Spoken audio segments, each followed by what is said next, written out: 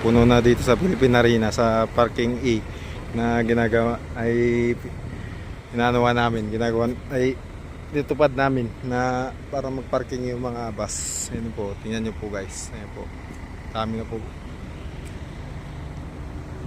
Ayun. Diba po, dami na po. Puno na dito sa Philippine Arena sa parking E na ginagawa namin, ditupad namin na para magparking yung mga bus. Ayun po, tingnan nyo po guys. Ayun po, dami na po. Ayun.